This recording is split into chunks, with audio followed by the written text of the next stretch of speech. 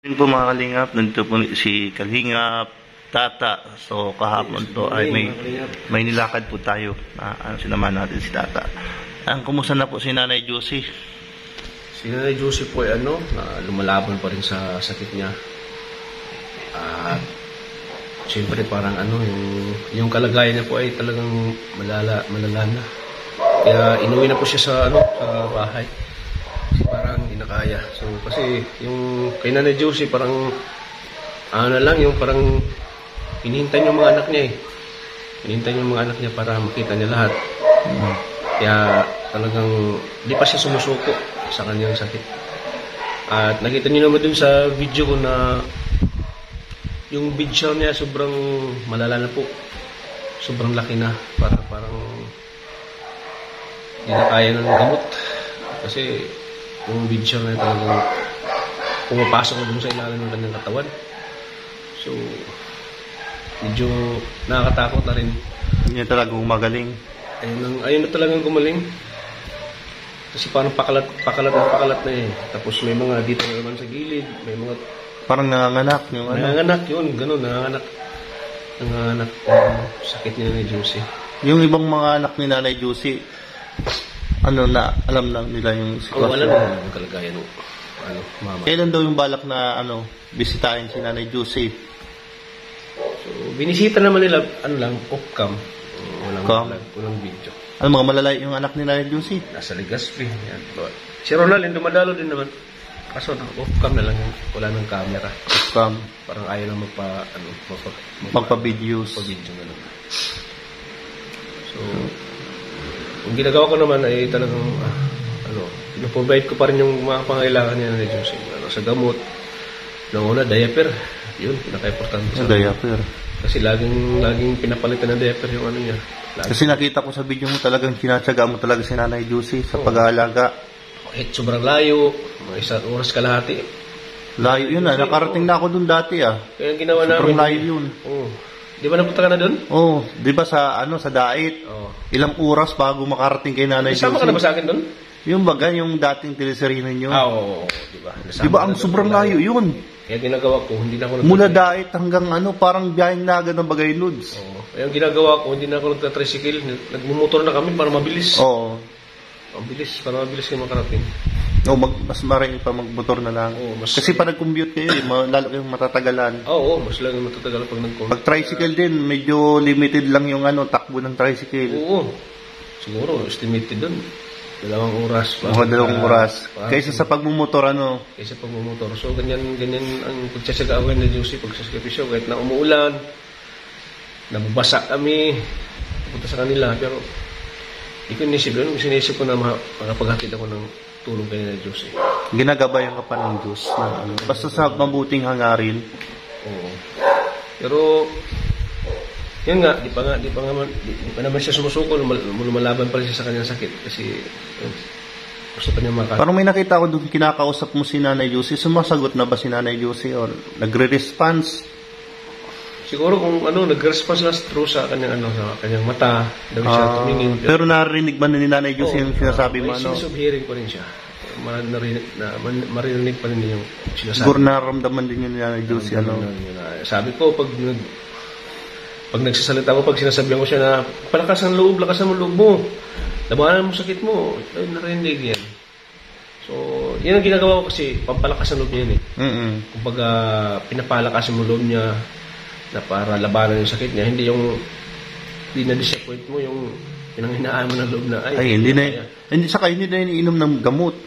Pag ganyan, mga pinanghinaan, hindi na iniinom ng gamot. So, ang ginawa ko, yun, pinagsabihan ko siya na labanan mo sakit mo, makasama ka pa namin ng habang buhay. Yun. So, narinig naman niya yun. So, at least, kahit pa paano ay napapalakas natin yung loob niya para hindi siya panghinaan. Parang may mga tao pa rin palang concern sa akin. May mga tao pa palang tumutulong sa akin, ganun. Bukod sa pamilya na andito si Kalingap Tata na talagang masasabi niya hindi niya pa rin siya iniwan ni Kalingap Tata. Tignan mo. Anda pa rin siyang damayan Hanggang sa huling hininga niya. hanggang sa huling hininga. Kasi hindi naman tayo doktor, hindi naman tayo Panginoon na pwede natin siya pagaling. And anong gawin natin kung hanggang doon lang talaga ang buhay niya. So, Ang Diyos na lang kasi nakakaalam ng Diyos buhay na lang kasi niya. nakakalam. Nasa kanya naman yun kung talagang hindi na niya masusurvive yung sakit niya.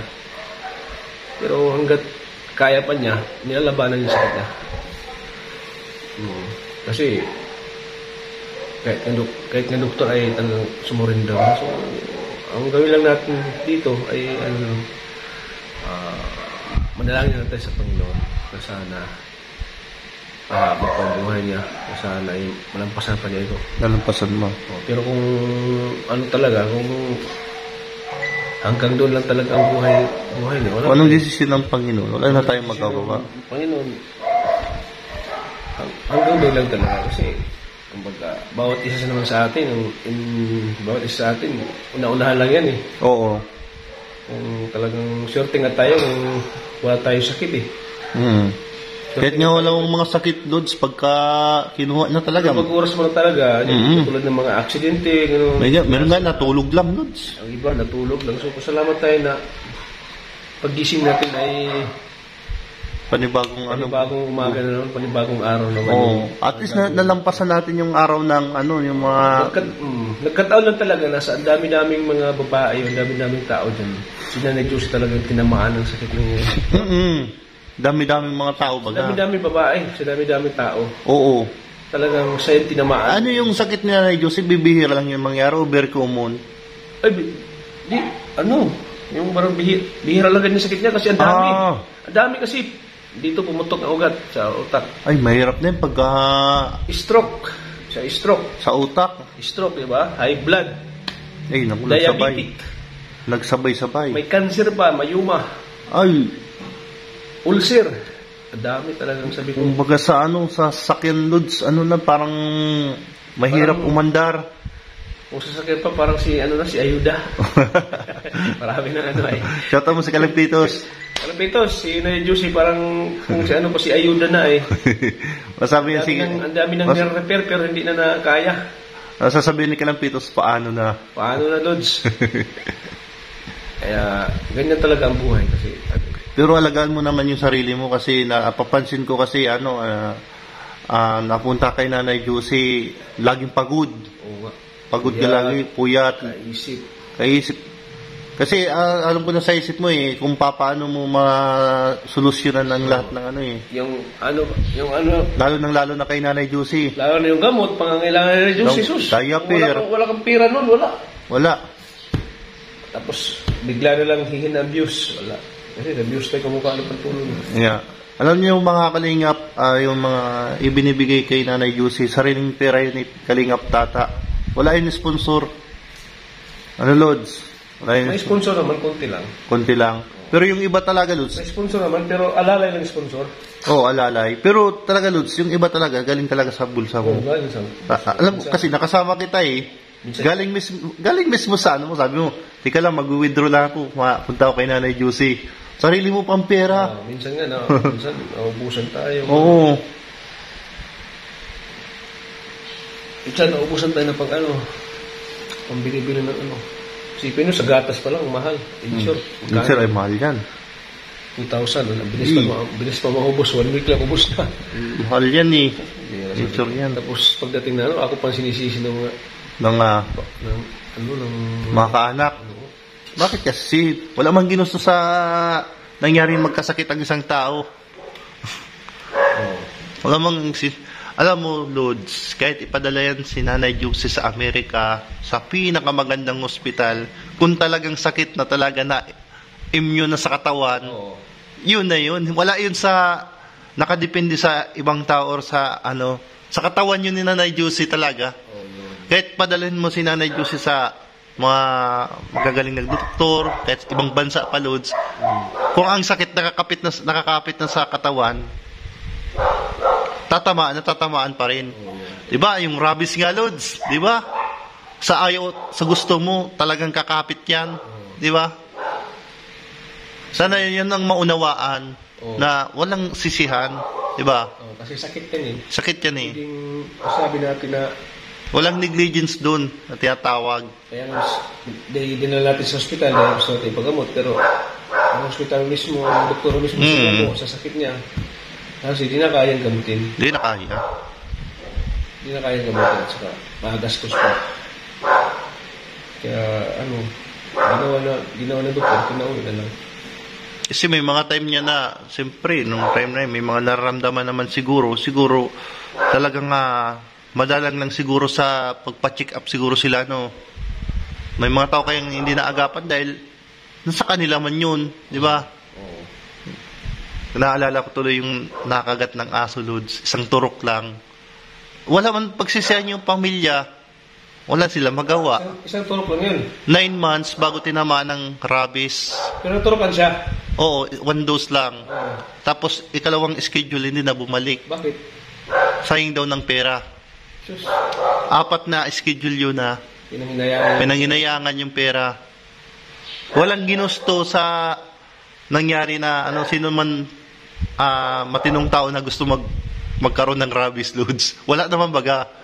Kaya lang, nasa tao pa rin yung desisyon kung talagang pangangalagaan yung katawan. Diba? So, walang pagsisisihan. Ginaya sila sa pera pala. Hindi natin may sisi ang mga doktor or mga di man sila nagkulang, mga nasa gobyerno baga na anti-rabies. Wala man pagsisihan kasi nagpapaalala na baga. Nagpo-warning na. Nasa tao na lang, gaya nangyari kay Nanay Josie, talagang nagkataon talaga na sa tao talaga, Lods. Wala sa iyo, wala sa doktor. Nasa sarili natin, 'di ba? Alam mo, nagkasakit man ako, Lods, kapabayaan ko. 'Di ba? Hindi man kapabayaan ng iba. Tatanungin kita, Lods, hawak mo yung buhay ko. Hindi. Kasi lahat tayo ay 'di ba? Tayo mismo ang nakakaalam. Tayo lang mismo kumawak ng buhay natin eh. Oo. Hindi yung ibang tao. Hindi naman tao. Kaya wala sa yung dapat pagsisihan or bakit nakaganyan si Nanay Josie. Wala pong ginusto sa nangyari. Ayan pong ayan ang katotohanan. Ayan ang real talk. Ginagawa na natin. Oo. Ginagawa naman natin yung kumpulin natin. Sabot natin makakaya pero wala naman talaga. Tayo magagawa. Hanggang doon lang talaga yung Nanay Josie. Ginagawa ko naman lahat. Sakripisyo sa kanya. Alam naman ng mga viewers yan kung paano kaalaga si Nanay Josie pagdating sa mga pagkain niya, mga pangangailangan niya. Pero hanggang talaga, hindi natin alam kung kailan siya kukunin mo. Ang gawin na lang natin, Lods, wala na tayong maibang magawa. Pagdasal na lang si Nanay Josie. Pagdasal na lang natin lagi. Oo. Hindi man physical na kagalingan, kahit malang spiritual na kagalingan, Lods, if in case na hindi man natin hinahangad, Lods, na lahat naman tayo darating sa point na mamamatay tayong lahat. If in case na dumating, kahit spiritual lang na ipanalangin natin kay Nanay Josie na halimbawa, pagkunin ng Lord, maging mapayapa, maging masaya sa tahanan na binigay ng Diyos. Yung tahanan natin, Lods, na yun ang paradise.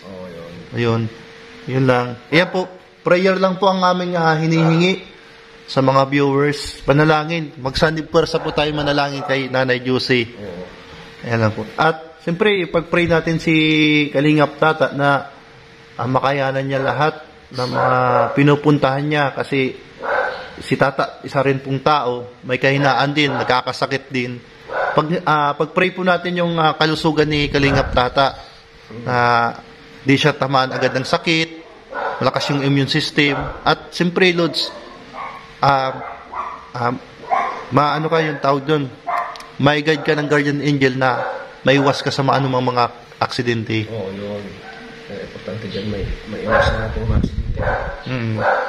O sige, Lods. Salamat. Salamat, Lods, kay Nanay Josie pagbahagi ng Basta update lang natin si Nanay Josie lagi hanggang sa abot ng ating mga kaya po. Tulungan natin siya. Siyempre, sana may mga ginto o puso na makabot ang tulong ng Nanay Josie. Yun. Kasi kailangan din talaga niya ng tulong sa pinansyal. Lahat po. Okay po. Maraming salamat. At supportan po natin si Kalingap Tata sa kanyang mission. kay Nanay Josie. Mission Impossible. Mission Impossible. And support po natin Kuya Bal at then Kalinga Prab. Maraming salamat po at sa mga kasamahan. Thank you po so much. Thank you. Bye-bye. Thank you. God bless po. Bye-bye po.